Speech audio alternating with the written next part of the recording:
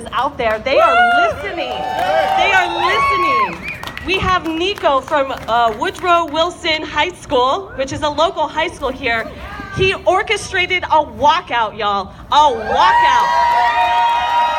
How exciting is that?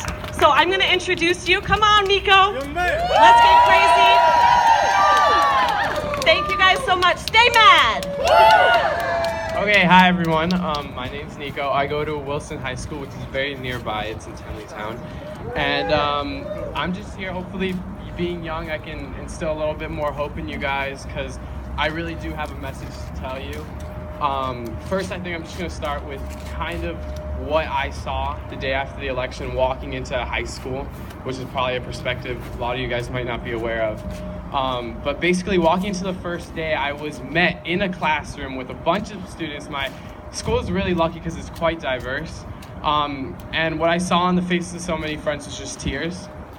A lot of my friends had been really active in this election. A lot of them had gone to houses trying to get the person who they thought should be elected, and they were really involved in the democracy.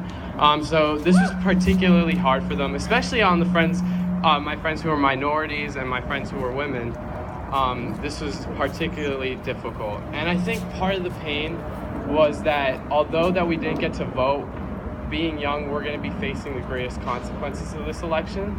And that's the hardest part about it, is that we don't have a say in this, but we're the ones who have the most skin in the game. So we'll be facing the consequences, the greatest. So basically, that's where a lot of this pain came from.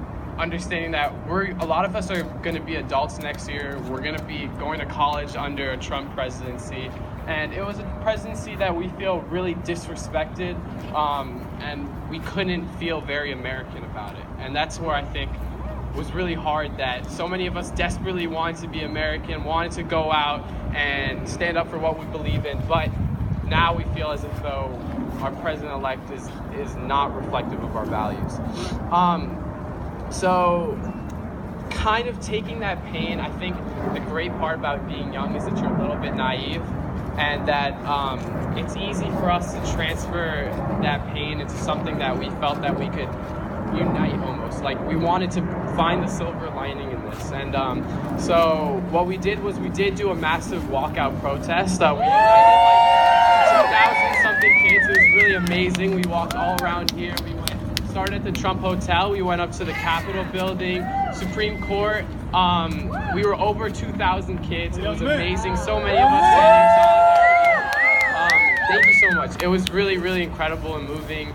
And we got a lot of the media attention, but more than anything, it was just so great to see that we had so much support in this. It wasn't just one classroom of kids very sad. It was a whole city of kids who were very sad and hurt. And not just from DC, but from Maryland and from Virginia. And I think it's because the youth, we're changing. I think we're spearheading a movement of people who are going to change this awful trend of really bad youth voter turnout. If the youth if it was 18 to 20 to 25 only voting, Hillary would have won easily. Trump would not have been president, and almost every state would have been blue. So there is hope, and right now there might not be hope for the next 4 years, but there is hope. And I think it's important for you guys to know that you got to keep fighting. You got to help us get our word out, because Donald Trump may be the president for the next 4 years, but we're going to be the next leaders of the next 80. All right. And that's just a solid fact. And one last point I want to make. Nico, 2024. One last point I want to make is that politicians don't make all the change. If all the change happened over there, we would have been screwed a long time ago. So it's important to realize that us people right here, we're the ones making the changes. We're doctors, teachers, scientists, mathematicians, fathers, mothers. We make changes every day. And us people, we're the ones who's going to make the difference at the end of the day. So thank you so much. I want to thank Catherine a lot for having me. And yeah, stay hopeful, guys.